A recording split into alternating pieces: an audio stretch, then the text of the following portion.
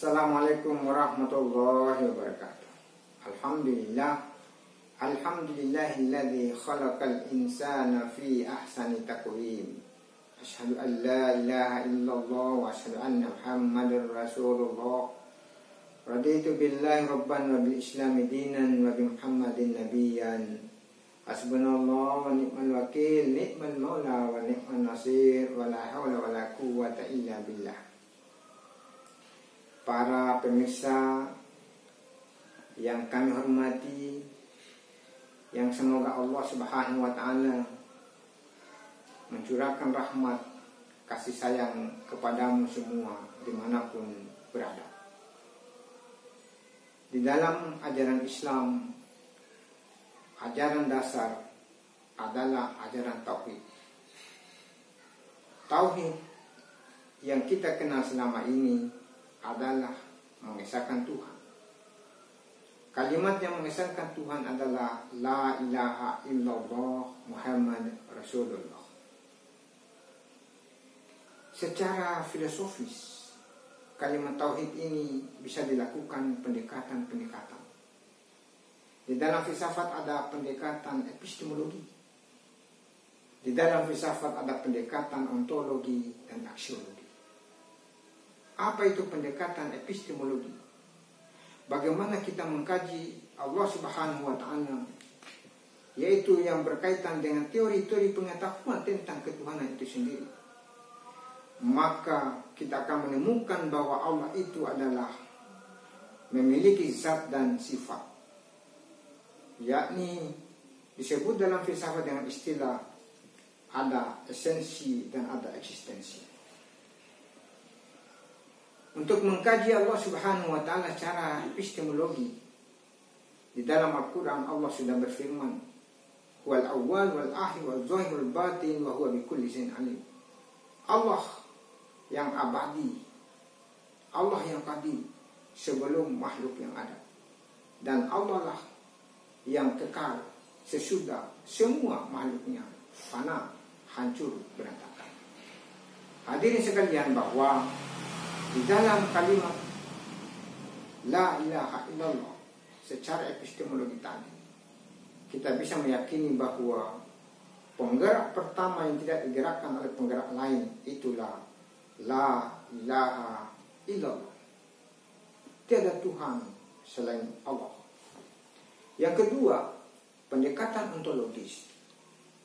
Orang-orang telah melakukan kajian tentang ketuhanan, tentang konsep teologi, konsep ketuhanan dalam Islam. Mulai dari para orientalis, orang-orang barat yang senantiasa cenderung melakukan kajian ketuhanan ke timur, maupun disebut dengan Islamolog, ahli-ahli Islam yang mencoba mengkaji tentang konsep ketuhanan, kenabian, kebudayaan, peradaban, dan kenabian di dalam ajaran Islam. Oleh karena itu, secara ontologis, Allah adalah Tuhan semua makhluk. Nama Allah terdiri dari beberapa huruf, alif, lam, hu. Bahkan disebutkan kalimat tauhid itu La ilaha illallah. Fa'lam annahu la ilaha illallah. Ketahuilah bahwa tiada Tuhan selain Allah. Rasulullah SAW bersabda, Jadidu imanakum bi la ilaha illallah. Perbaharuilah imanmu dengan la ilaha illallah. Secara epistemologi dan ontologis, apa itu la ilaha illallah? La ilaha illallah itu terdiri dari 12 huruf, identik dengan waktu yang kita lewati 12 jam. Oleh karena itu ulama mengkaji dan menyatakan bahwa karena orang sudah mengucapkan la ilaha illallah, berarti dia sudah punya kewajiban 12. 6 kewajiban lahiriah, 6 kewajiban batiniah. Apa itu kewajiban lahiriah? Orang yang senantiasa telah terlanjur atau sudah mengucapkan la ilaha illallah, dia wajib bersuci. Allah Maha Suci menciptakan manusia suci dan harus dipertahankan kesucian dan mati dalam keadaan suci, kembali ke yang Maha Suci. Yang kedua, manusia hidupnya harus sholat. manusia ketiga harus puasa, kemudian harus berzakat dan haji bagi yang mampu, serta berjihad bersungguh-sungguh untuk beribadah dan beramal saleh dalam kehidupan sebagai Abdullah maupun sebagai khalifah. Kemudian kewajiban batinnya. Kewajiban batinnya kepada manusia yang telah mengucapkan la ilaha illallah. Satu, dia harus bertobat. Tobat menurut ajaran Islam minimal 70 kali, tetapi menurut Imam Al-Ghazali maksimal 1490 kali. Bahkan ada yang katakan 149.000 kali. Tapi tidak usah terlalu banyak. Cukuplah minimal 70, maksimalnya 365 kali. Kenapa? 365 kali itu sama dengan jumlah hari dalam satu tahun. Itu katanya baru bisa terpenuhi kebutuhan batin manusia. Yang kedua, manusia harus senantiasa zuhud. Zuhud yang dimaksud adalah meninggalkan sesuatu yang tidak bermanfaat terhadap dirinya. Dan yang ketiga, manusia harus senantiasa wara, hati-hati dalam pikiran, dalam perbuatan, apalagi makan.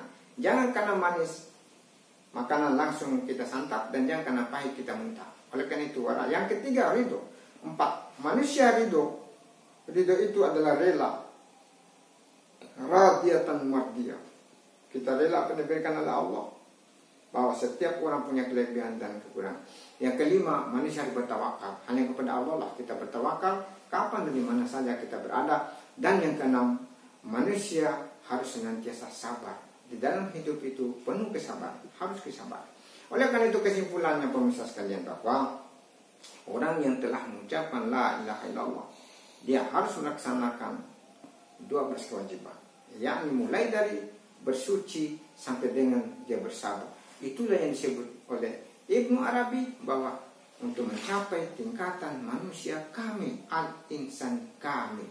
Semoga ada manfaatnya dalam rangka mempertebal keimanan dan meningkatkan ketakwaan kepada Allah Subhanahu wa taala.